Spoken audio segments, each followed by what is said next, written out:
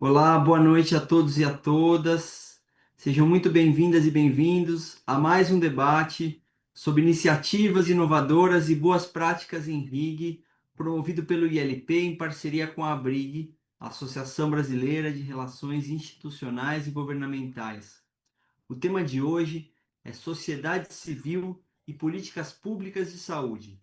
Ele vai ser representado por um projeto que foi finalista da edição de 2024 do Prêmio Marco Maciel, Diálogo, Ética e Transparência nas Relações Público-Privadas, dessa vez na categoria RIG, na Sociedade Civil Organizada.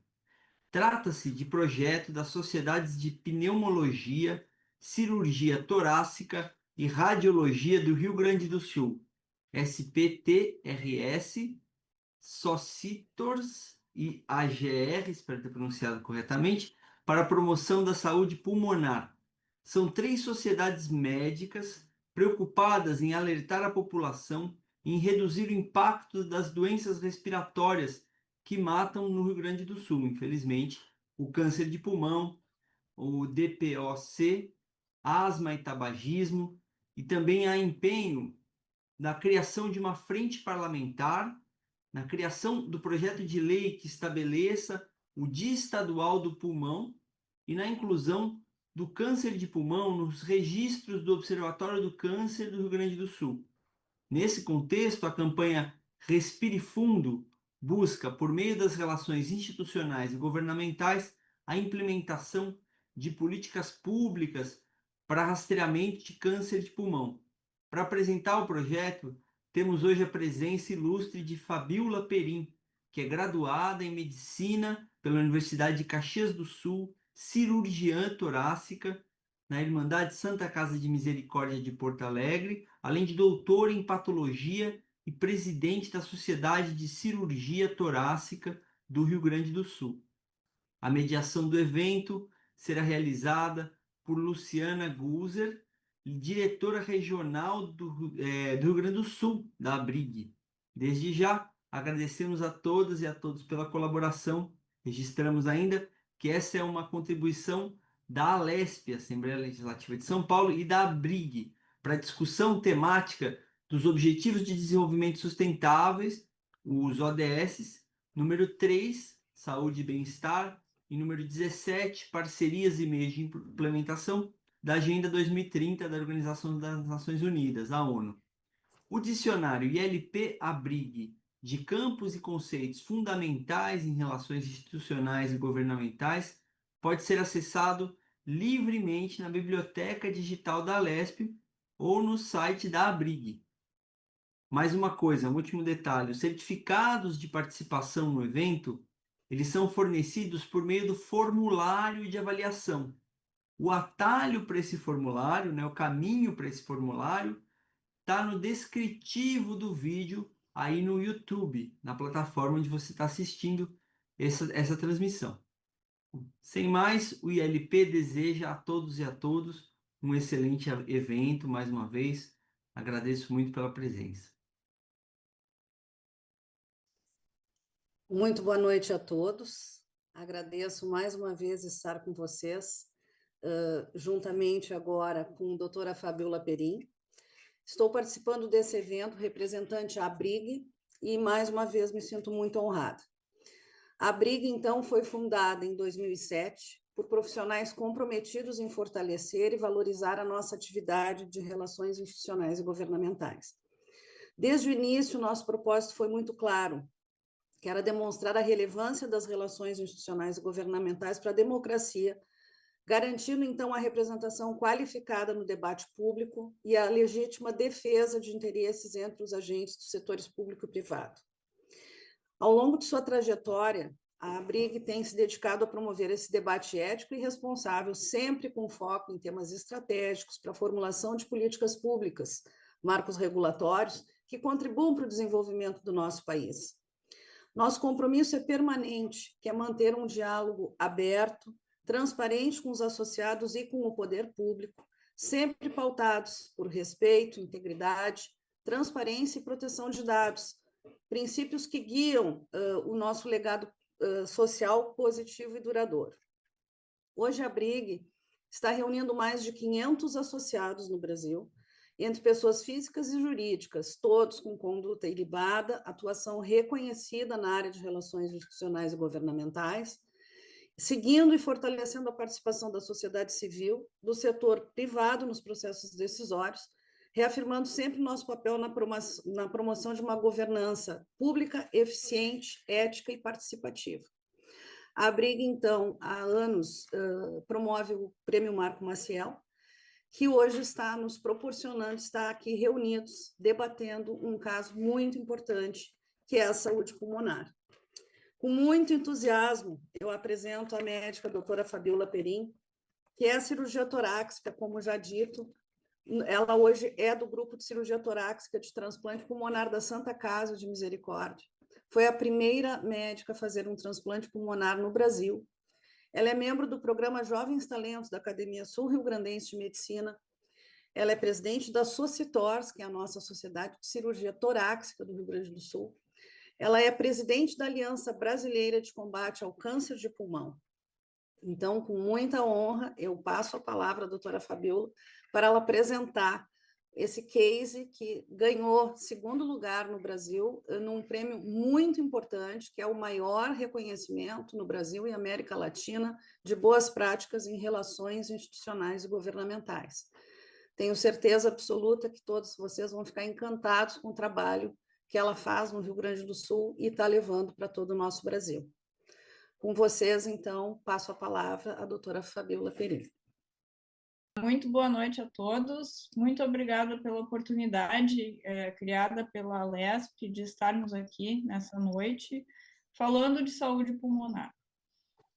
Nosso movimento de promoção da saúde pulmonar surge da necessidade de especialistas médicos que têm na sua rotina diária cuidado com os pacientes.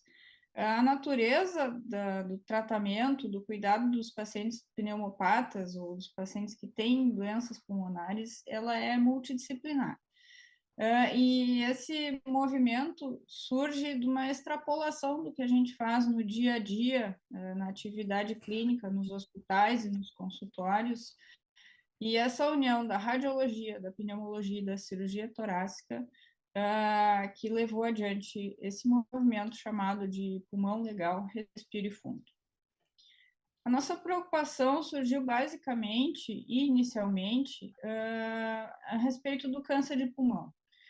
Ele é uma doença, não é o câncer mais frequente no Brasil, ele ocorre em terceiro ou quarto lugar, dependendo da região, mas ele é o primeiro em causa de morte no Brasil, fora do Brasil e especialmente aqui no Rio Grande do Sul, onde a gente tem uma incidência de tabagismo maior do que no resto do país.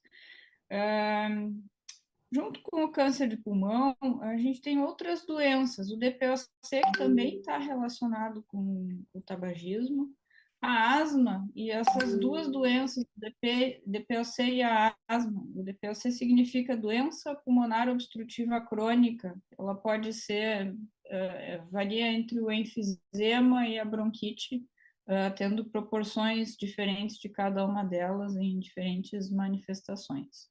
Mas o fato é que ela é subdiagnosticada e, em consequência, subtratada.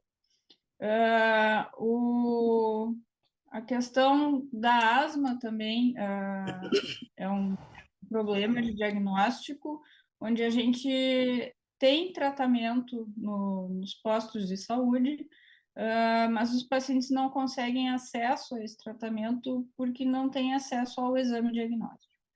Então, essas dificuldades todas nos levaram adiante em buscar, junto ao poder público, ações que melhorassem o acesso dos pacientes, da população civil ao diagnóstico e levar, acima de tudo, informação à sociedade civil e ao poder público.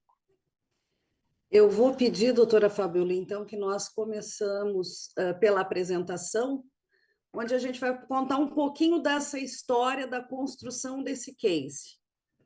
Por favor, vocês podem começar, então, com a apresentação, para a doutora Fabiola fazer toda essa cronologia e dizer o que nós conseguimos, né, com esse segundo lugar RIG na sociedade civil e o que está por vir.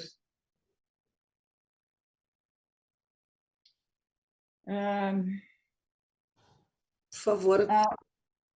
Eu sigo? É que eu preciso que abram o slide para a senhora seguir com a apresentação. Próximo slide, por favor.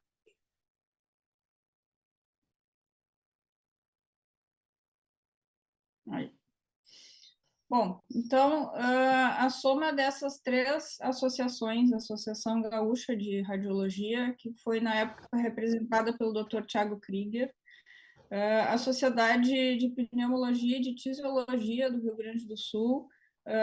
Esse movimento começou enquanto a doutora Manuela Cavalcante era diretora científica e a doutora Daniela Blanco, que nos deu apoio, era presidente.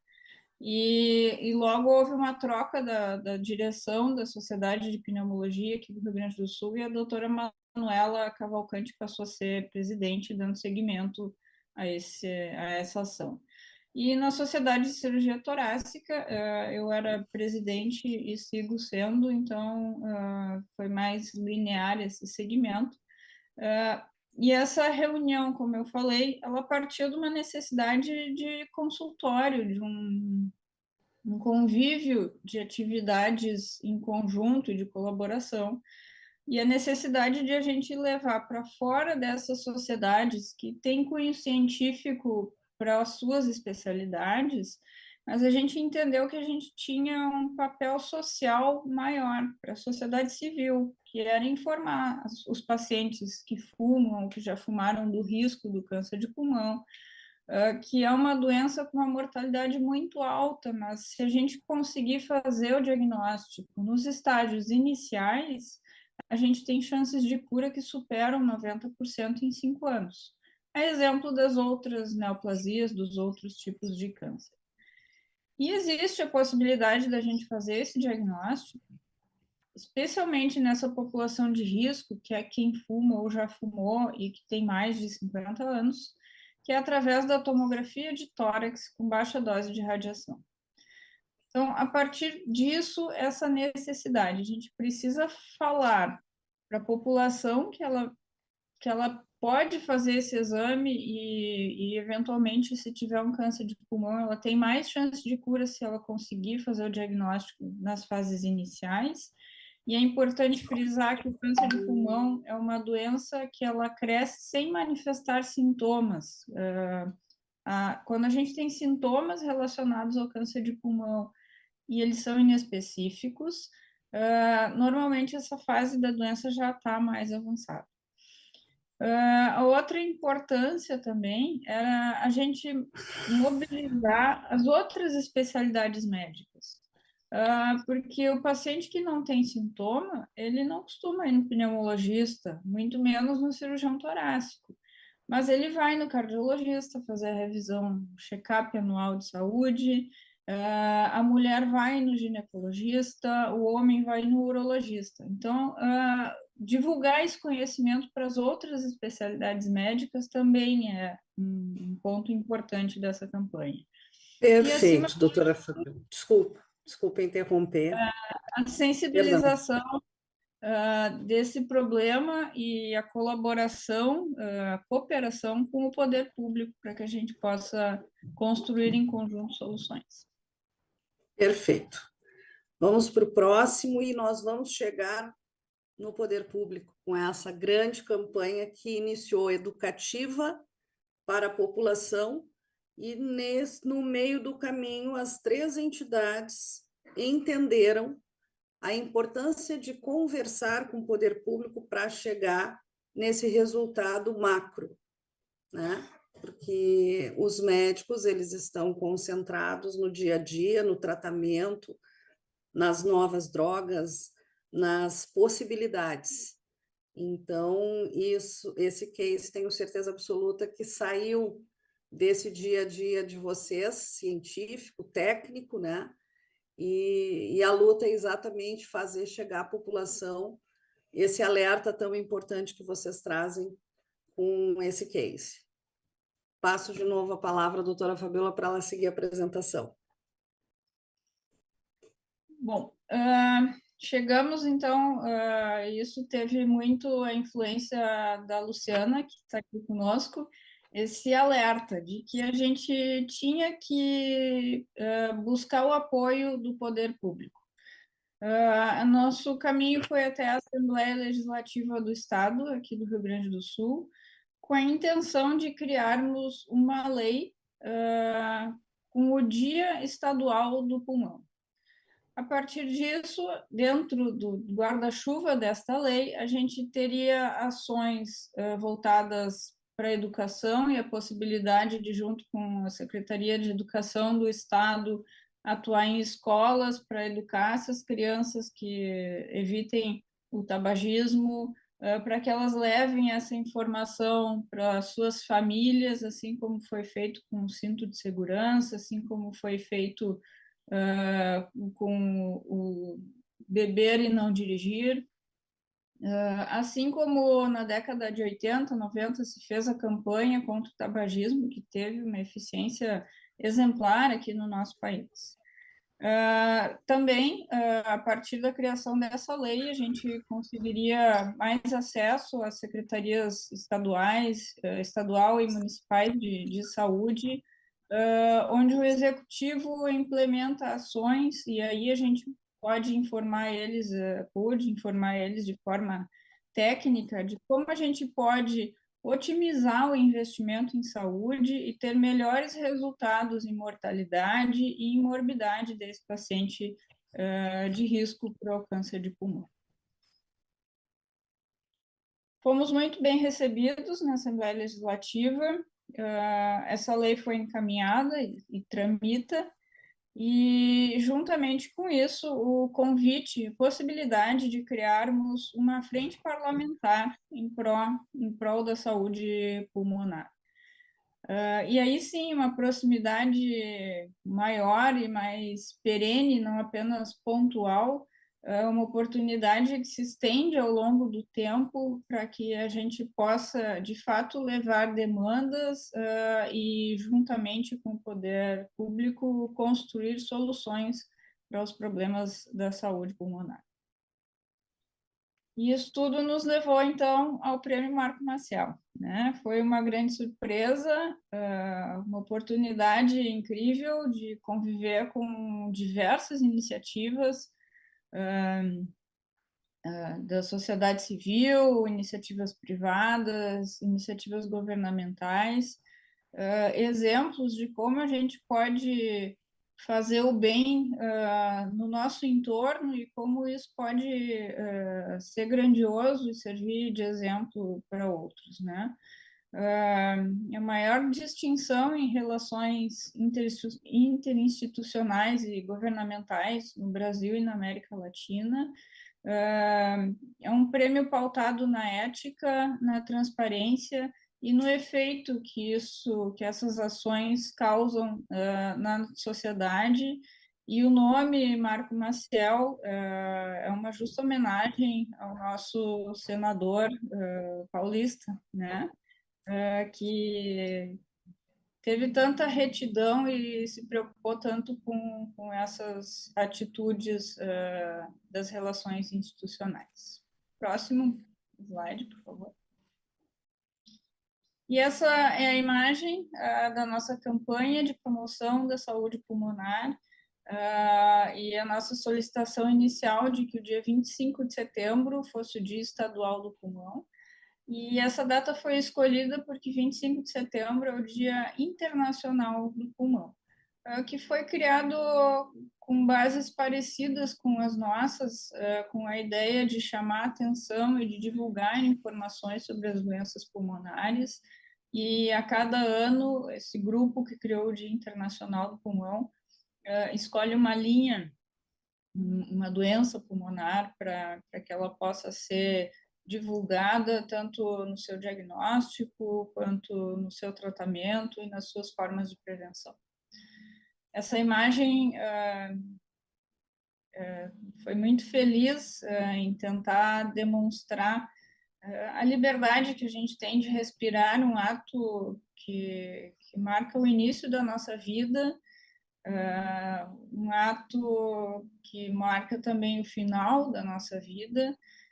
E existe um pneumologista já falecido aqui no Rio Grande do Sul, chamado Mário Rigato.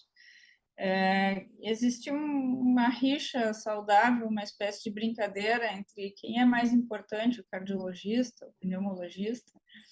E o doutor Mário Rigato dizia que o que é uma simples taquicardia frente ao arfar de uma mulher apaixonada. Eu acho que essa imagem também mostra o suspiro da paixão pela vida nesse pôr do sol lindíssimo.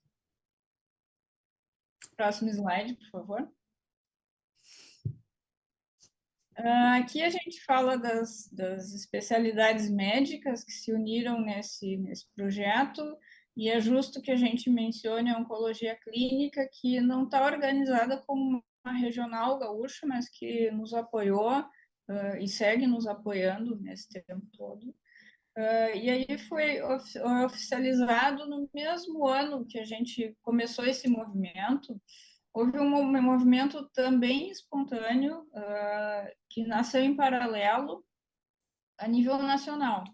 A Sociedade Brasileira de Cirurgia Torácica, a Sociedade Brasileira de Pneumologia e a Sociedade Brasileira de Radiologia se uniram e criaram o Protocolo Brasileiro de Rastreamento do Câncer de Pulmão, que significa quem vai ser a população que se beneficia do rastreamento do câncer de pulmão e como a gente vai fazer isso na nossa sociedade. A gente tem protocolos internacionais que estão em ação já desde o início dos anos 2000, e em 2023 a gente já tinha a revisão dos 10 anos desses protocolos, mostrando que o rastreamento do câncer de pulmão reduzia a mortalidade dessa doença em 20%, isso é muito, né? Cada 100 pessoas que morrem por câncer de pulmão, se a gente começar a fazer o rastreamento, a gente vai salvar 20 vidas ao final desse trajeto, desse percurso. E logo outras sociedades se uniram a esse movimento, a oncologia clínica, a radio-oncologia, a patologia, a medicina da família, eu acho que cuidado se eu não esqueci de nenhuma, né? Para um movimento em conjunto que acabou se transformando na Aliança Brasileira de Combate ao Câncer de Pulmão. E o objetivo disso tudo é que facilite a ação de todas essas sociedades que detêm a linha de cuidado do paciente com câncer de pulmão, vai desde o seu diagnóstico, tratamento e, eventualmente, a cura, onde ele volta lá para a medicina da família, ou o tratamento paliativo, naqueles que, infelizmente, a gente não conseguir o sucesso com a cura.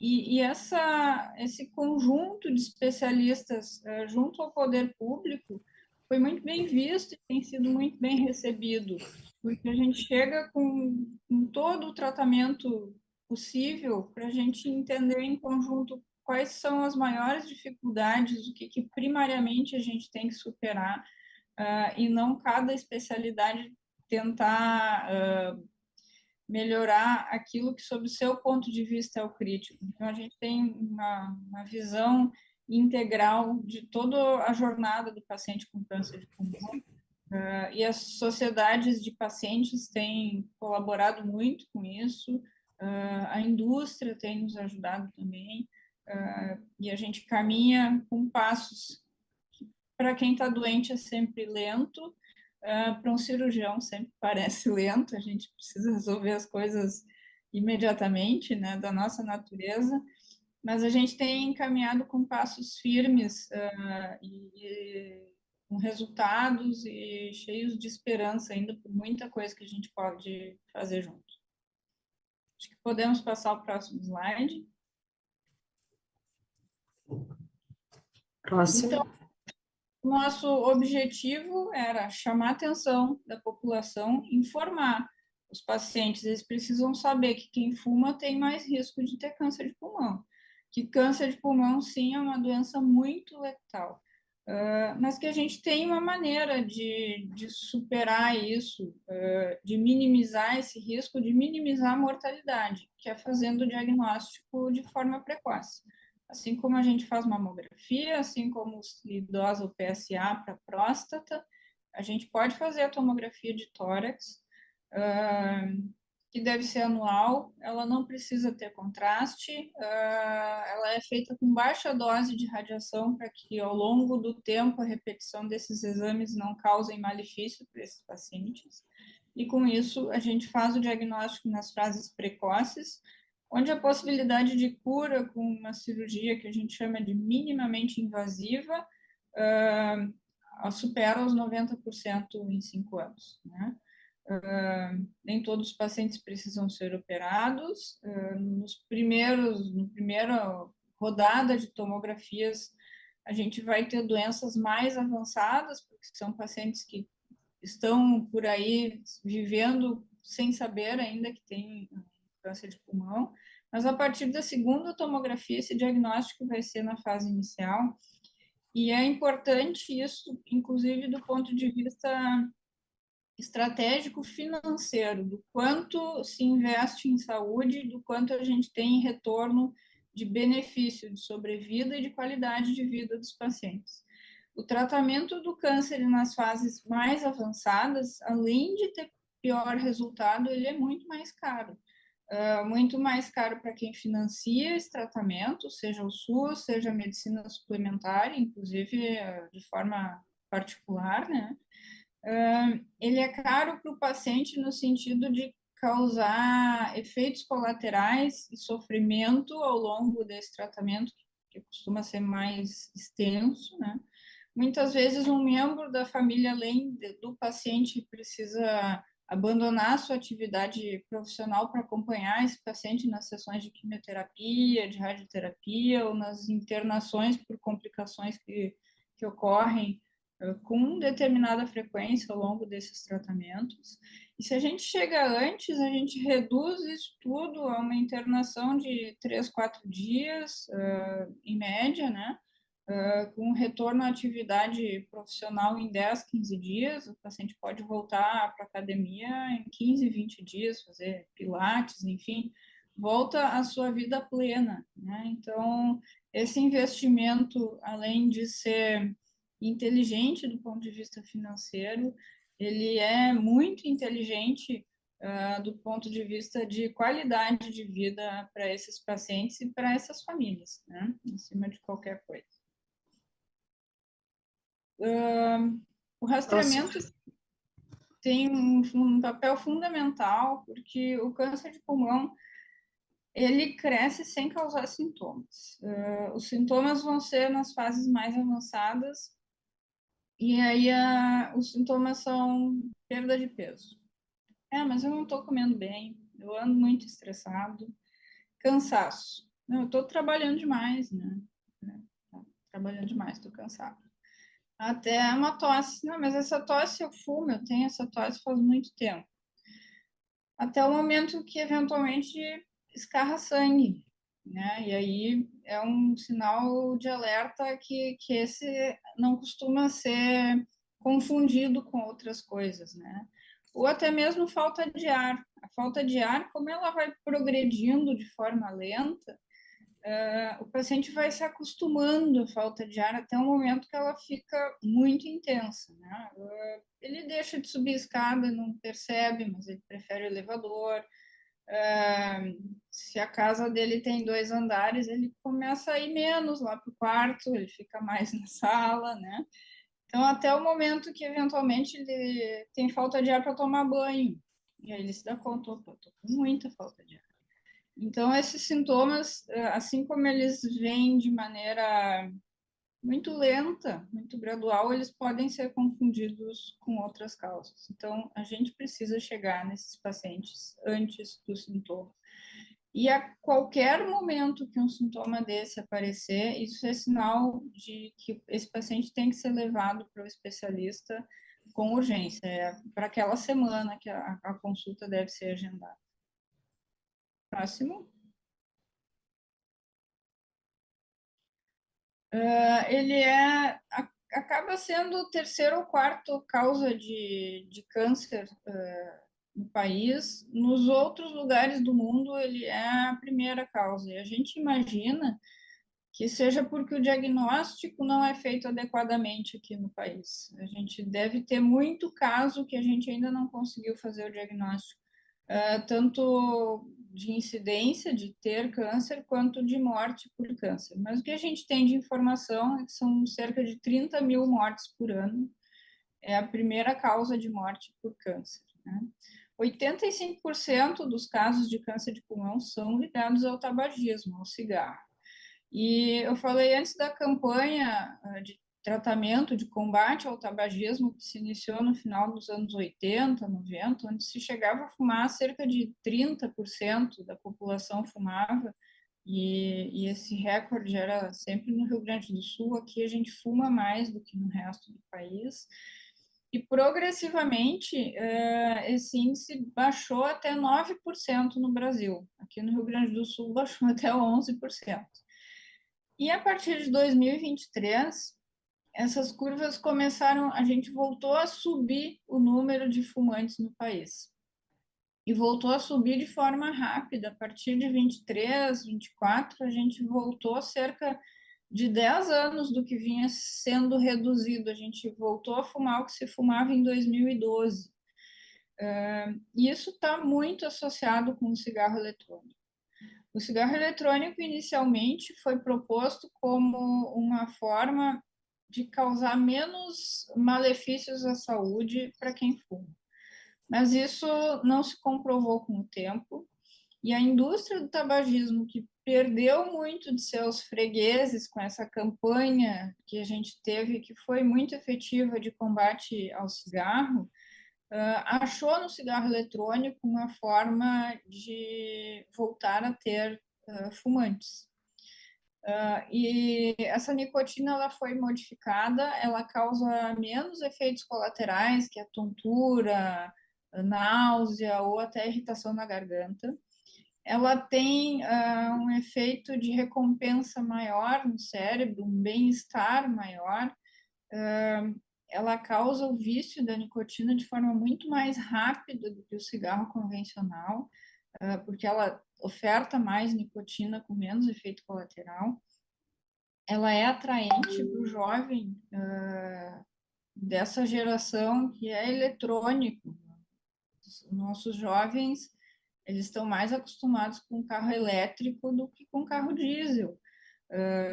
Nossos jovens não gostam de fumaça. Então, um vapor branco ou transparente que parece menos danoso, um sabor adocicado, luzinhas, um equipamento que tu coloca no bolso de maneira muito fácil. Ele é muito atraente para adolescentes e pré-adolescentes. Nos Estados Unidos, a gente vê alunos do ensino médio fumando cigarro eletrônico.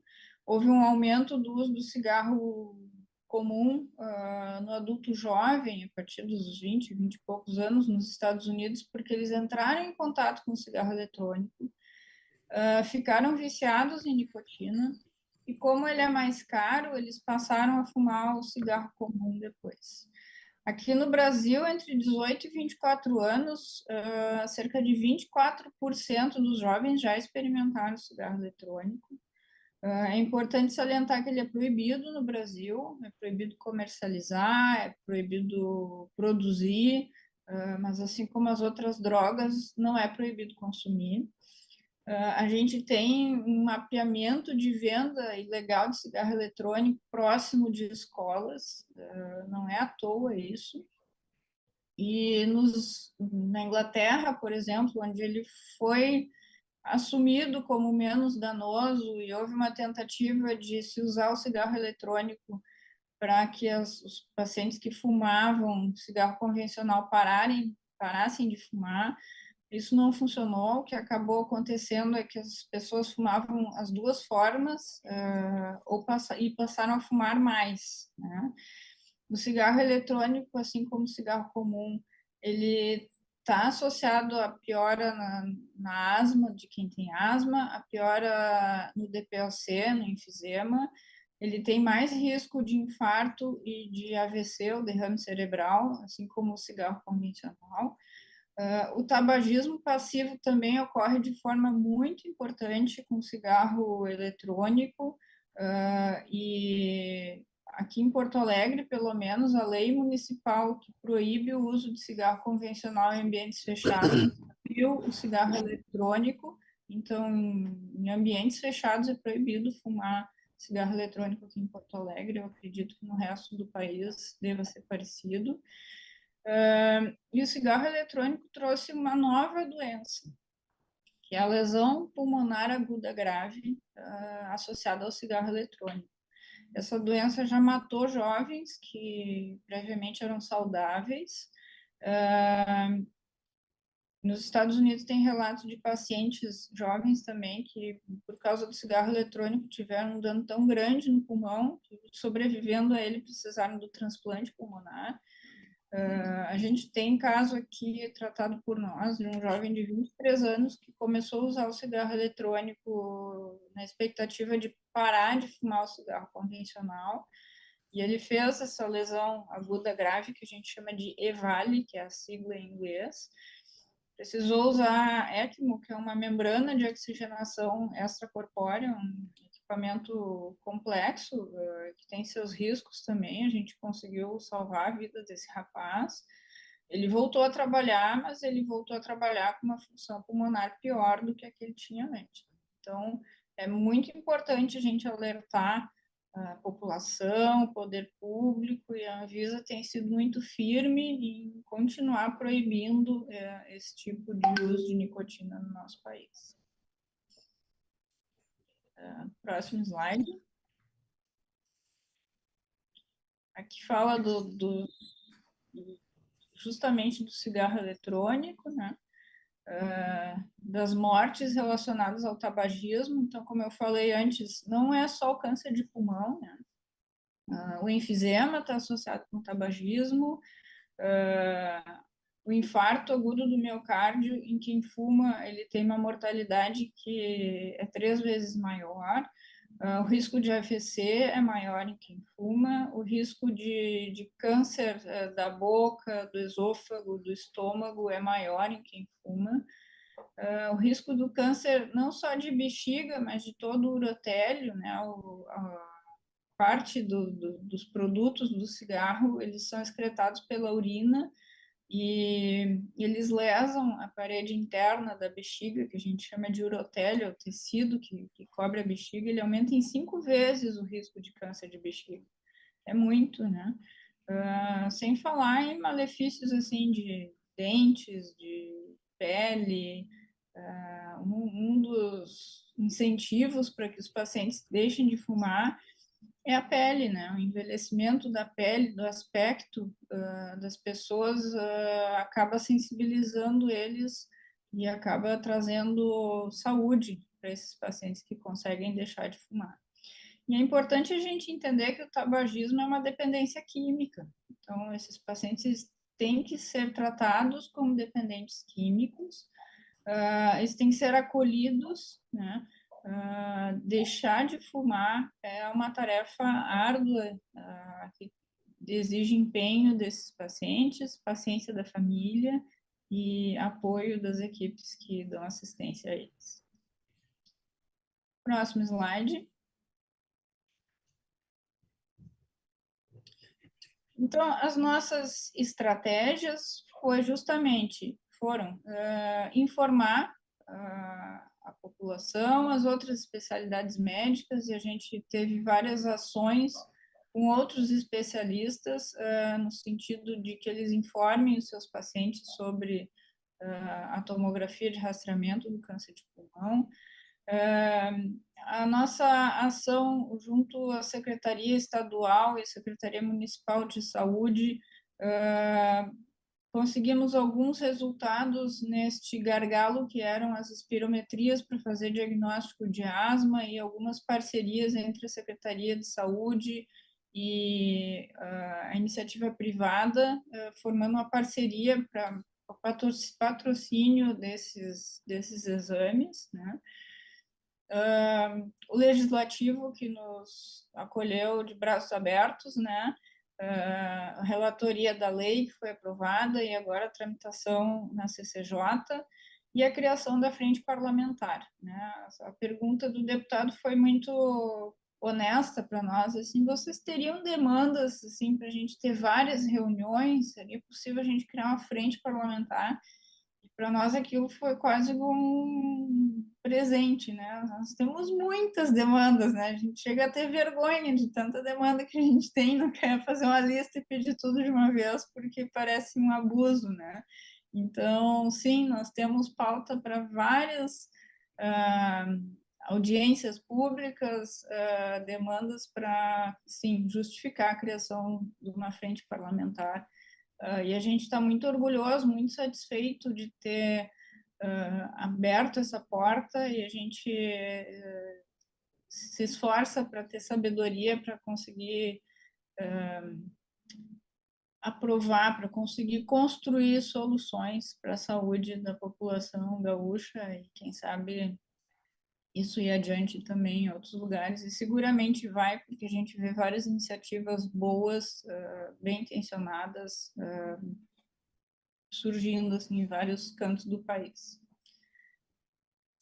No nível estadual, a gente conseguiu a inclusão do câncer de pulmão no Observatório do Câncer, aqui no estado do Rio Grande do Sul, que cuidava, tinha na sua alça de mira o câncer de mama e o câncer de colo de útero, então isso também é um avanço importante, a gente tem se chamado de governança, né? Tu saber dos teus números e saber o efeito que as tuas ações têm sobre os teus índices, né? Então, saber quantos diagnósticos a gente tem de câncer de pulmão, quais os estágios das doenças que são diagnosticadas, e a partir da implementação de ações, a gente entender o que vai mudar com o rastreamento do câncer de pulmão. A gente tem o exemplo de lugares fora do país, já com revisão de 20 anos de rastreamento, e a gente confirma em todos esses estudos a redução da mortalidade em pelo menos 20%. A gente tem um estudo brasileiro do Hospital de Barretos que mostrou que o índice de detecção de tumor precoce era em torno de 20% e passou a 60% depois da implementação do rastreamento lá. E é isso que a gente pretende. O país ele é muito extenso, muito diferente, assim, a gente tem o melhor e o pior do atendimento de tecnologias e de possibilidades de tratamento, às vezes, no mesmo hospital, se o paciente é de determinado convênio ou particular, tem condições de financiamento, ou se a gente está atendendo esse paciente pelo SUS, os tratamentos disponíveis são muito distintos. Aqui no Rio Grande do Sul não é tanto, mas a gente tem no Nordeste, principalmente, pacientes que às vezes têm que viajar 400 quilômetros para chegar num centro de oncologia. Então, a gente tem que lidar com essas diferenças dentro do país, e eu acho que o caminho é a gente tentar fazer no nosso habitat, no nosso entorno, o melhor possível com os recursos que a gente tem à disposição. E esse lançamento da frente parlamentar está previsto para a próxima segunda-feira, né, Luciana? Exatamente, Assembleia Legislativa do Rio Grande do Sul, 15 horas.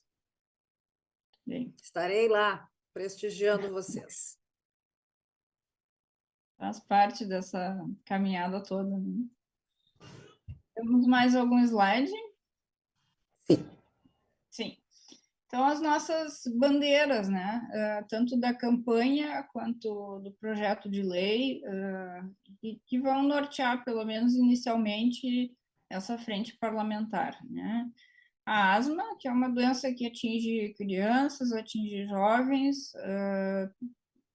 costuma ter uma melhora que é quase espontânea ali a partir da adolescência e volta na senilidade, que a gente precisa de diagnóstico, né? A gente, inclusive, tem tratamentos adequados nas unidades básicas de saúde, mas existe uma restrição, um gargalo, uma dificuldade na realização das espirometrias, que é o que dá o diagnóstico, que consegue graduar a asma e muitas vezes nos orientar quanto ao melhor tratamento para esses pacientes. Próximo slide. O DPOC, que é a doença pulmonar obstrutiva crônica, que ela é uma variação entre o enfisema e a bronquite, e conforme for o percentual, assim, mais predominantemente enfisematoso ou mais predominantemente bronquítico, o tratamento muda também. É uma doença de diagnóstico clínico, a tomografia nos ajuda a fazer o diagnóstico, inclusive na tomografia de rastreamento do câncer de pulmão. A gente faz muito diagnóstico de DPOC de pacientes que nem sabiam que tinham. E é importante aproveitar esse gancho e dizer que a tomografia que faz o diagnóstico do câncer de pulmão, ela faz diagnóstico de outras coisas, né? Ela pode fazer o diagnóstico, ou sugerir o diagnóstico de osteoporose, porque as costelas, o externo, a coluna são avaliados nesse exame. Ela pode sugerir o diagnóstico de gordura, de acúmulo de gordura no fígado, que está associado à obesidade, ao sobrepeso, ao aumento do colesterol, que a gente sabe também que é fator de risco para infarto e para outras doenças metabólicas, diabetes, enfim. Ela quantifica de forma qualitativa a calcificação coronariana, que é um alerta para o risco de infarto e leva esse paciente, indica que esse paciente tem que ser acompanhado por um cardiologista. E ela também consegue mensurar a quantidade de músculo que a gente tem na parede torácica e sugere sarcopenia, que é pouco músculo, né, que está muito associado à senilidade. E recentemente a gente tem visto que manter músculo nas idades mais avançadas nos protegem não só de quedas, mas nos protegem de demência, melhora a resposta à insulina, ou seja, melhora o resultado de tratamentos para diabetes, ou evita que se tenha diabetes, né? E a tomografia também acaba fazendo diagnóstico de outros tumores, assim, a gente, nos nossos rastreados, tivemos tumores de esôfago diagnosticados que não tinham sintomas ainda, tumores de rim, então a gente tem vários outros achados que se beneficiam com essa tomografia também. Próximo slide. O tabagismo, que é uma doença, segundo a Organização Mundial de Saúde, é a doença evitável que mais causa mortes no mundo. Então, a gente tem que lutar muito contra o tabagismo, como eu já falei, está relacionado com câncer de pulmão em 85% dos casos, agrava crises de asma em quem fuma e nos passivos que estão em torno, agrava a mortalidade e é causa de infarto e de AVC, aumenta tumores de mama, de orofaringe, de esôfago, de estômago, de bexiga, né? Então, o tabagismo realmente ele acontece porque a gente desenvolve o vício pela nicotina e a forma de acesso acaba sendo o fumo, seja ele cigarro convencional, seja ele mais modernamente o cigarro eletrônico, que também deve ser banido da nossa sociedade. Próximo. Os resultados, então, seria e vai ser, esperamos em breve, a inserção oficial do Dia do Pulmão no calendário da saúde e da educação no estado do Rio Grande do Sul. Estamos em negociações com a Secretaria de Saúde do Estado, com o Poder Legislativo. A gente, através da Aliança Brasileira de Combate ao Câncer de Pulmão, também tem dado apoio à iniciativa de uma lei federal de implementação do rastreamento do câncer de pulmão. Temos sido recebidos no Ministério da Saúde e há vários projetos que estão sendo engatilhados e que a gente espera vê-los em prática em breve. A maior visibilidade sobre o tabagismo e câncer de pulmão, principalmente no SUS, esses pacientes que são mais desassistidos, desde os cuidados básicos, assim, de saneamento, de moradia, de alimentação, de educação, e o fortalecimento, acima de tudo, da prevenção, né?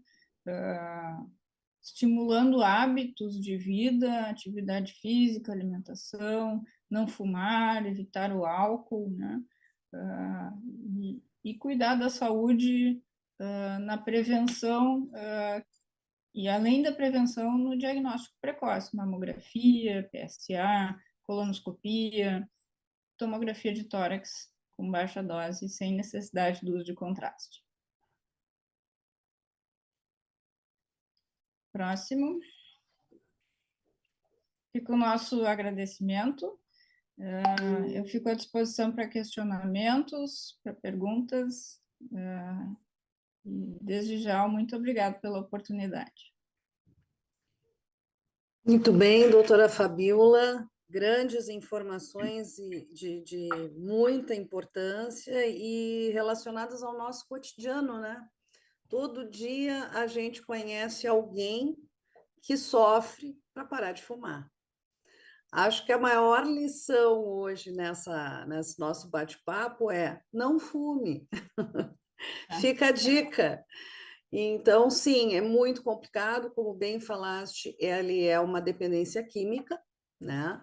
Não pode ser tratada como a cervejinha do final de semana ou a cervejinha depois do jogo de futebol com os amigos, né? Acaba que o cigarro realmente cria uma dependência muito grande e não é fácil parar, né? Então, como fazer isso? Vamos aonde, né? Quem bebe pode ir no Alcoólicos Anônimos. E para parar de fumar, a gente vai aonde? Porque precisa um grande esforço pessoal, né? Da pessoa É querer parar de importante, fumar. eu gostaria de salientar uma iniciativa aí de São Paulo, da Secretaria Estadual da Saúde e particularmente na pessoa da doutora Sandra Marques, que faz um trabalho já há mais de 10 anos na área de dependência química, e ela incluiu o cigarro, né? Então tem o Poupa Tempo, eu acho que é aí de São Paulo, aqui no Rio Grande do Sul a gente tem o Tudo Fácil. Eles conseguiram, ela criou um aplicativo dentro do Poupa Tempo, que o paciente responde algumas perguntas ali sobre o cigarro, que dá o quanto, gradua o quanto ele é viciado em nicotina, e por geolocalização, pelo CPF que está cadastrado nesse aplicativo, esse aplicativo indica para ele qual é o posto de saúde mais perto da casa dele que oferece o tratamento para o tabagismo. Então, é uma iniciativa, entre outras tantas, que merece o nosso reconhecimento e que merece ser repetida em várias cidades do país. Sem dúvida alguma. Não conhecia essa iniciativa, achei fantástica. Por mais iniciativas como essa, né, doutora Fabíola? A importância do privado se envolver com o público para construir essas conexões e essa ajuda que é tão necessária, na verdade. Eu percebi nos seus cards que tem uma plaquinha de proibido fumar e proibido fumar o VAP, né? Achei isso importante porque o fumo zero ele serve para as duas formas de fumar, né? Isso tem que ser alertado mais do que nunca. Bom, nós não temos nenhuma pergunta no chat, tá? Gostaria de que a senhora fizesse suas finalizações, né? Sua fala final, para eu então poder agradecer e encerrar. Bom, eu agradeço muito a oportunidade que a gente teve, assim, era uma demanda, um anseio nosso, né, de levar adiante essas informações que tecnicamente a gente tinha, de necessidade de fazer o rastreamento, de necessidade de diagnóstico da asma, do DPLC, que a gente tem como tratar e melhorar a qualidade de vida desses pacientes, dos malefícios do cigarro, quanto é importante a gente evitar o primeiro contato com o cigarro e depois o quanto é importante a gente tratar esse paciente dependente da nicotina. E foi um grande presente a gente ter a Luciana no nosso entorno, assim, ter esse contato com a Luciana, e nos mostrou esse caminho junto ao poder público e como isso pode ser perene. No momento que a gente cria uma lei que todo ano vai ser lembrado do pulmão, e no momento que a gente cria uma lei que nos dá acesso à Secretaria da Saúde, Secretaria da Educação, uma lei que nos deu acesso à Assembleia Legislativa, o quanto esses nossos anseios, que são genuínos em tentar oferecer melhor tratamento, melhores diagnósticos para os nossos pacientes, podem tomar força junto do poder público, e quanto essa cooperação pode ser construtiva e produtiva. Então, a gente está muito feliz com todas essas possibilidades que têm se aberto e com o quanto de benefício que isso pode trazer para a nossa sociedade. Esse é o grande papel das relações institucionais e governamentais, dar voz a quem precisa fazer essa conexão entre o público e o privado, né? E quando a causa é tão importante, sempre são causas relevantes e importantes, porque quando a gente fala de população em geral, a gente está falando de saúde, educação, segurança, saneamento básico, enfim, seja a bandeira que for, né? É muito gratificante quando a gente consegue fazer e criar realmente essas conexões, porque elas precisam desse espaço e é um trabalho perene, né? Sempre à frente. Então, eu gostaria de mais uma vez agradecer o ILP e a ABRIG, que promoveram, então, hoje esse debate Sociedade Civil e Políticas Públicas de Saúde. Esse debate foi transmitido ao vivo pelos canais do ILP e da LESP no YouTube. Apresentamos hoje aqui o projeto Respire Fundo, que foi vencedor do 7º Prêmio Marco Maciel na categoria RIG, na Sociedade Civil Organizada. A iniciativa reuniu, então, 3 sociedades médicas de especialidade, a Associação Gaúcha de Radiologia, a Sociedade de Cirurgia Torácica e a Sociedade de Pneumologia e Fisiologia do Rio Grande do Sul, em busca dessa melhora, dessa conexão, para desenhar políticas públicas para o rastreamento do câncer de pulmão, que certamente impacta aí a vida de 30 mil pessoas ano, e são sobre esses números que a gente, então, está buscando falar, melhorar, né? E vamos em frente, né? Então, muito obrigada ao Daniel, ao ILP, a toda a equipe, à ABRIG, que nos proporcionou também esse encontro. Tenham todos uma boa noite e até a próxima.